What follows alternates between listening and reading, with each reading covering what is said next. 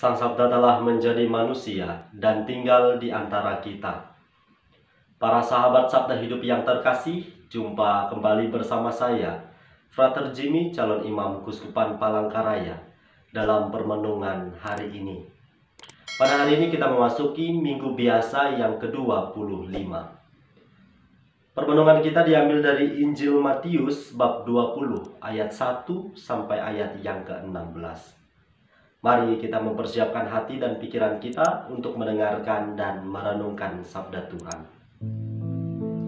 Dalam nama Bapa dan Putra dan Roh Kudus. Amin. Semoga Tuhan beserta kita sekarang dan selama-lamanya. Inilah Injil Tuhan kita Yesus Kristus menurut Santo Matius. Dimuliakanlah Tuhan. Sekali peristiwa Yesus mengemukakan perumpamaan berikut kepada murid-muridnya. Hal kerajaan surga itu sama seperti seorang tuan rumah yang pagi-pagi benar keluar mencari pekerja untuk kebun anggurnya. Setelah sepakat dengan para pekerja mengenai upah sedinar sehari, ia menyuruh mereka ke kebun anggurnya. Kira-kira pukul 9 pagi ia keluar pula, dan dilihatnya ada orang-orang lain menganggur di pasar. Katanya kepada mereka, "Pergi jugalah kamu ke kebun anggurku, dan aku akan memberimu apa yang pantas." Dan mereka pun pergi. Kira-kira pukul 12 dan pukul 3 sore, ia keluar pula dan berbuat seperti tadi. Kira-kira pukul 5 sore ia keluar lagi dan mendapati orang-orang lain pula.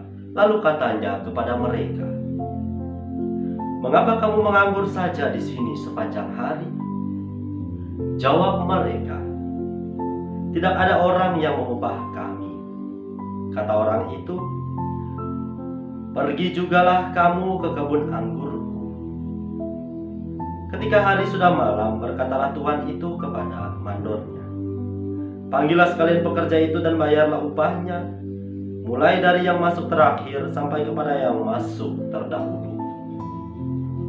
Maka datanglah mereka, mulai yang bekerja kira-kira pukul 5 sore, dan mereka masing-masing menerima 1 dinar. Kemudian datanglah mereka yang masuk terdahulu. Mereka mengira akan mendapat lebih besar, tetapi mereka pun menerima masing-masing 1 dinar juga. Ketika menerimanya, mereka bersungut-sungut kepada tuan itu. Katanya, "Mereka yang masuk paling akhir ini hanya bekerja 1 jam, dan engkau menyamakan mereka dengan kami yang sehari untuk bekerja berat dan menanggung panas terik matahari." Tetapi Tuhan itu menjawab salah seorang dari mereka, "Saudara, aku tidak berlaku tidak adil terhadapmu. Bukankah kita telah sepakat sedinar sehari? Ambillah bagianmu dan pergilah. Aku mau memberikan kepada orang yang masuk terakhir ini sama seperti kepadamu. Tidakkah aku bebas mempergunakan milikku menurut kehendak hatiku? Atau iri hatikah engkau karena aku murah hati?" Demikianlah orang yang terakhir akan menjadi yang terdahulu, dan yang terdahulu menjadi yang terakhir. Demikianlah Injil Tuhan. Terpujilah Kristus. Para sahabat Sabda Hidup yang terkasih, dimanapun Anda berada, salam sehat untuk kita semua. Bacaan Injil suci yang barusan saja kita dengar tadi sangat tidak mudah untuk kita pahami dalam perspektif cara berpikir kita sebagai seorang manusia, yang mana Tuhan Yesus memberikan perumpamaan hal kerajaan surga itu seperti seorang tuan rumah, yang di sana dikatakan keterangan waktunya pagi-pagi benar ia keluar rumah mencari pekerja untuk kebun anggurnya. Gambaran ini mau menunjukkan tuan rumah yaitu Allah. bahwa Allah pergi keluar pagi-pagi benar mencari pekerja. Pekerjanya tidak lain ialah kita semua umatnya. Untuk bekerja di mana? Yakni di kebun anggurnya. Kebun anggur yang dimaksud di sini yaitu medan karya perutusan kita sebagai orang-orang Kristiani. Para sahabat Sabda Hidup yang terkasih, kalau kita memahami bacaan Injil pada hari ini dalam tataran cara berpikir kita sebagai orang manusia, maka mungkin sekilas refleks kita akan menilai bahwa perlakuan dari Tuhan yang memiliki kebun anggur ini kepada para pekerjanya tidak adil. Bagaimana mungkin mereka yang bekerja dari pagi hari upahnya sama dengan mereka yang bekerja sudah mulai dari siang hari. Bahkan dikatakan dalam Injil tadi ada yang sudah mulai bekerja ketika hari sudah sore. Lantas upah mereka sama, 1 dinar sehari. Para sahabat Sabda Hidup yang terkasih, ketidakadilan menjadi sesuatu yang sangat berkaitan erat dengan hidup kita. Ketimpangan sosial, baik itu tidak adil dalam hal perekonomian, lain sebagainya. Akan tetapi pokok-pokok permenungan yang hendak saya bagikan pada kesempatan ini, saya ingin mengajak kita untuk melihat gambaran Allah yang kita imani.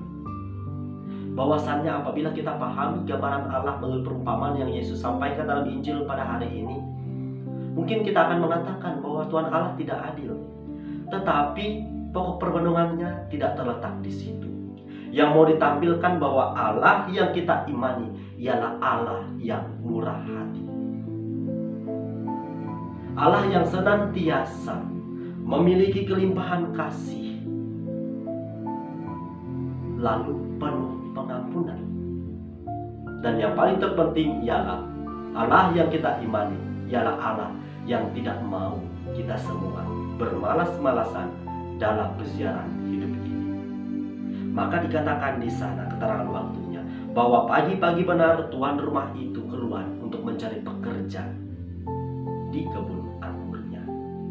Para sahabat Sabda Hidup yang terkasih, melalui permenungan ini saya ingin mengajak kita untuk menelisik batin kita. Apakah setiap hari kita sungguh menyadari bahwa Allah hadir pagi-pagi benar menyapa kehidupan kita? Contoh sederhananya ketika bangun pagi.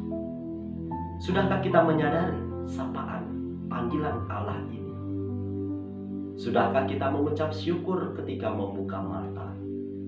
Atau kita lupa untuk bersyukur atas hari yang baru ini?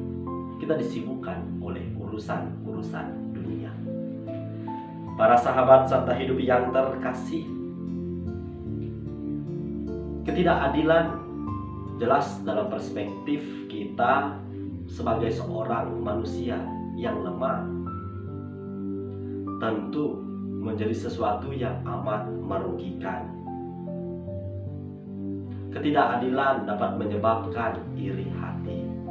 Maka di akhir permenungan bacaan Injil tadi kita melihat di sana, iri hatikah engkau apabila aku murah hati? Itu pertanyaan yang dilontarkan. Sekiranya pertanyaan ini juga ditujukan kepada kita semua. Apakah dalam diri kita sifat iri hati ini masih menonjol, kerap muncul dalam kehidupan setiap harinya? Apakah kita masih menyimpan rasa iri hati ini terhadap entah itu saudara, kerabat kita yang lainnya, maupun setiap orang yang kita jumpai dalam relasi kehidupan setiap hari? Maka melalui permenungan hari ini kita diajak untuk mampu menyadari kemurahan hati Allah ini. Bahwasannya Allah senantiasa memenuhi rezeki yang kita butuhkan setiap hari. Maka dari itu dalam doa Bapa kami sudah jelas di sana diajarkan bahwa kita diajak untuk meminta rezeki untuk hari ini. Berilah kami rezeki pada hari ini. Kita tidak diajarkan untuk meminta rezeki yang melimpah, misalnya 10 tahun ke depan. Yang artinya setiap hari kita diajak untuk bersyukur, meminta. Karena Yesus bersabda, barang siapa mencari maka ia akan mendapatkan. Barang siapa mengetuk pintu, maka pintu akan dibukakan baginya. Para sahabat Sabda Hidup yang terkasih, maukah saya, Anda, dan kita semua semakin menyadari hidup kita setiap hari? Apakah kita sungguh mampu membuka diri untuk karya Allah yang luar biasa dalam hidup kita? Semoga buah-buah perenungan ini mampu menjadi inspirasi iman kita sepanjang hari ini. Selamat hari Minggu, selamat beraktivitas. Salam sehat. Semoga Allah yang Maha Kuasa memberkati kita, melindungi kita terhadap dosa, dan menghantar kita ke hidup yang kekal dalam nama Bapa dan Putra dan Roh Kudus. Amin.